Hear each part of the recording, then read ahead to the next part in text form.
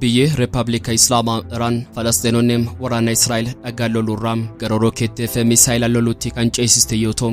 sadarkaa warraaqsaa Falastinootaa tarkaanfachiisuu fi ammayyeessuu dabalatiin boca itti godhuu keessatti shoorri isheen taphattiin hangana jedhamee kan himamu miti. Iran qabsaa'ota bilisummaa Falasxiniif meeshaalee waraanaa gazzaa seensisuu dabalatiin namoota qaxaleem qabsaa'ota kanneen keessaa funanuun akkamitti meeshaaleen misaayilaa fi rookeetti oomishamuu akka danda'u darbees oomisha meeshaalee waraanaa ammayyaa'oo irratti leenjii fi beekumsa gahaa kennuun garee hidhattoota Hamaas kanaam akka isaan waan maraan of ijaaran taasisuun ishee seenaa bara dhiyeenyaa kanadha. Akka keessa beektonni ragaa baanitti dawwaleellaa qilleensarraam Israa'el jalaatti miliqan holqa lafa jalatti ijaarrachuuf yaada hanga qindeessummaatti kan isaan deeggareem biyya Riippaabilika Islaamaa Iraanidha. Kana jechuun Iraan warraaqsaa Falastiin kan jaarraa kanaam durii kaastee harka keessaa qabaachuu isheedha. Biyyoonni galoo galaanaam Arabaas akeekkachiisaa biyya Riippaabilika Islaamaa Iraan fudhachuun Israa'elin daangaa qilleensa isaanii dhorkachuuf murteessanii jiraachuun isaanii dhagahamee jira. Israa'el Iraaniin haleeluuf daangaa qilleensaa keenyaaf fayyadamuu hin dandeessu jechuun ibsa baasaniin dhorkanii kan jiran yoo ta'u kunis ammoo akeekkachiisaa biyya Riippaabilika Islaamaa Iraan guyyaa kaleessaa isaaniif kennitee hordofuunidha. Biyyoota masaanuu warra dhiyaa ta'anii fi hiriira waraanaa isaaniitiin deeggarsa garaagaraa waliif taasisuun waliigaltee waraanaa waliif mallatteessanii kan jiran biyyoota humna waraanaa isaaniitiin sodaataman Iraanii fi Raashiyaa kan hoogganan pirezidaantiin Masuud Pezeshkiyaanii fi Vladimir Putin yeroo jalqabaaf wal arganii dhimma humna waraanaa isaanii dabalatee deeggarsa isaaniif hariiroo michummaa isaanii irratti mari'achaa jiru.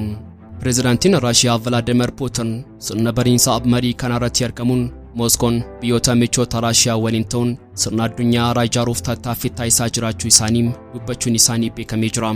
Putin sirna addunyaa loogii garee tokkoon ijaaramee fi olaantummaa Ameerikaan hoogganamuun bakka buusuuf sirna addunyaa haaraa ijaaraa jiraachuu isaanii kan ibsan yoo ta'u lola waraanaa Gazzaa irratti Israa'elin balaaleffachuun ibsaa garaagaraa irra deddeebiin kennaa kan turte Raashiyaan lola waraanaa kallattii biyyoonni masaanuu bara dheeraa Iraanii fi Israa'el geggeessuuf jedhan irratti ejjennoo akkamii qabaachuu akka dandeessu ibsa kennuuf jetti.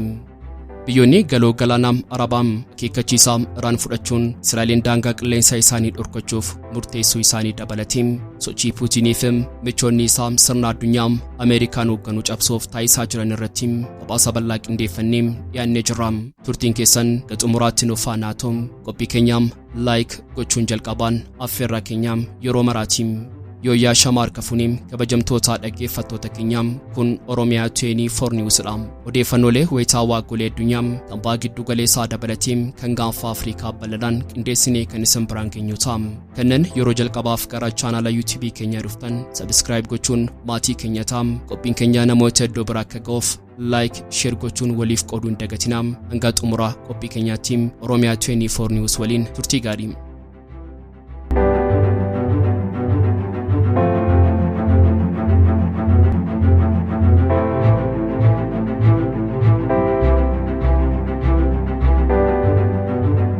Biyyi Riippaabilika Islaamaa Iraan Falastinonni waraana Israa'el dhagaan lolurraam gara rookeetti fi misaayila loluutti kan ceesiste yoo ta'u sadarkaa warraaqsaa Falastinootaa tarkaanfachiisuu fi ammayyeessuu dabalatee boca itti godhuu keessatti shoorri isheen taphatte hangana jedhamee kan himamu miti.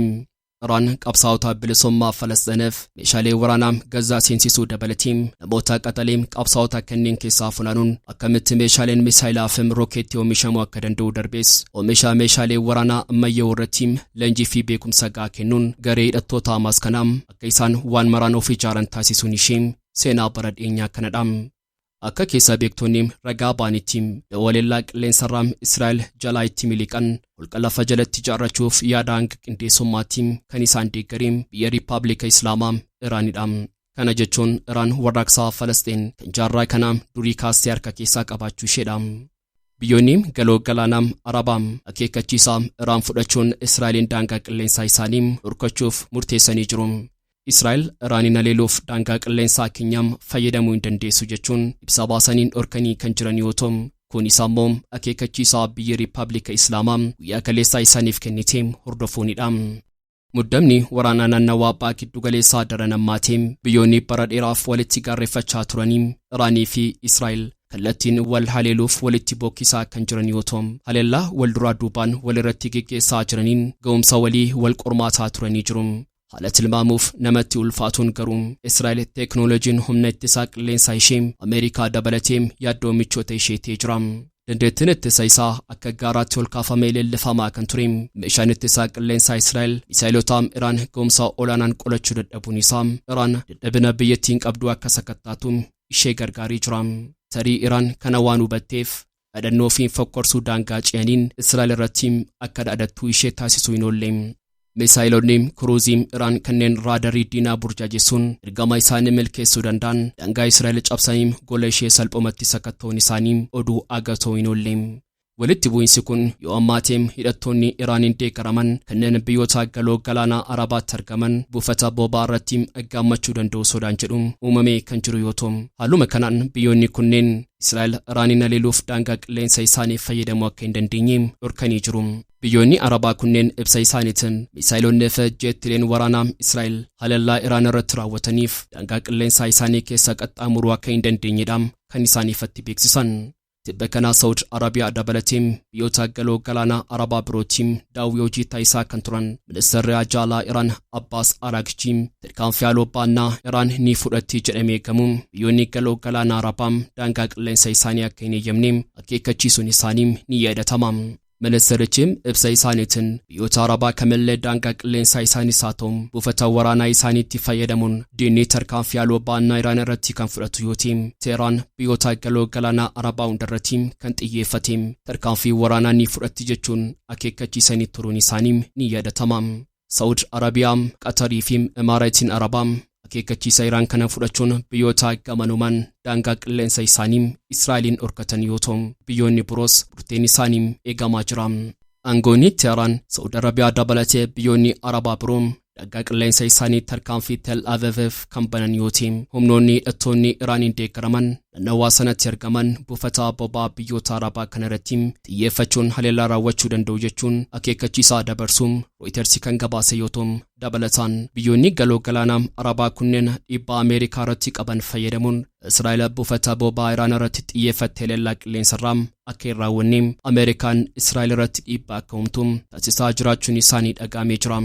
Aangoonni biyyoota galoo galaanaa Arabaa kunneen gitoota isaanii Ameerikaa faana wal arguun tarkaanfii haaloo baannaa Israa'el fudhachuu dandeessuu fi dhiibbaa deebiin waraanaa naannawaa sanatti fiduu danda'u qolachuuf tattaaffii taasifamu irratti marii jalqabanii jiraachuu isaanii miidiyaaleen gabaasaa jiru. Saudi Arabiyaan kan hoogganamu dhaabbanni miseensa alergii boba'aa ibsa baaseen tarkaanfiin haaloo baannaa Israa'el buufata boba'aa Iraan irratti kan xiyyeeffatu yoo ta'u, hanqina dhiyeessii boba'aa addunyaa irratti mudatu furuuf kan isaan dandeessisu kuufamni boba'aa ga'aan jiraachuun beeksisee jira. Haa ta'u malee haleellaa Israa'el waliin wal qabsiisuun biyyoonni oomisha boba'aan sadarkaa jalqabaa irratti argaman Imaaraatii Arabaa fi Saudi Arabiyaan buufataalee oomisha boba'aa irratti miidhaan kan qaqqabu yoo ta'u, rakkoon dhiyeessii boba'aa olaanaa mudachuu mala jechuun akeekkachiisanii jiru. Biyyoota masaanuu warra dhiyaa ta'aniif hiriira waraanaa isaaniitiin deeggarsa garaagaraa waliif taasisuun waliigaltee waraanaa waliif mallatteessanii kan jiran yoo ta'u, humna waraanaa isaaniitiin sodaataman Iraanii fi Raashiyaa kan hoogganan pireezidaantiin Masoud Pezeshkianii fi Vladimir Putin yeroo jalqabaaf wal arganii humna waraanaa isaanii dabalatee deeggarsa isaanii fi hariiroo michummaa isaanii irratti mari'achaa jiru. Biyyeen lola ulfaataa ollaa ishee Yuukireen irratti geggeessaa jirtu Raashiyaan erga lolli waraanichaa jalqabee Iraan faana daran hariiroo waraanaa ishee jabeeffattee jiraachuu ishee biyyoonni warra dhiyaa kan amatan yoo ta'u, pireezidaantiin Raashiyaa Vladimir Putin hooggantoota biyyoota Eeshiyaa giddugala faana marii yeroo taasisuuf biyya Turkmenistaan seenuun isaanii beekamee jira. Pireezidaantiin Iraan Masoud Pezeshkian marii kanarraa qooda fudhachuuf garas imaluun isaanii maddi oduu Iraan Mahar News kan gabaase yoo ta'u, waltajjii kanarratti yeroo jalqabaaf pireezidaantiin haaraa Iraanii fi Vladimir Putin qaamaan wal arguun marii haala yeroo taasisaa jiru. Biyya Turkmenistaan jaarraa 18ffaa keessaa waloo fi barreessaa ogbarruu beekamaa ishee hayyuu ishee Maagtaay Mugilii Paarjiif guyyaa dhaloota isaa 300ffaa kabajaa kan jirtu yoo ta'u, sirna kabajaa biyyaalessaa fi beekamaa biyyattii kanarratti hooggantoonni biyyoota michuu ishee Paakistaan, Kaazakistaan, Kirgistaan, Taajikistaanii fi Uzbeekistaan irratti argamuun qooda fudhachaa jiraachuun beekamee jira.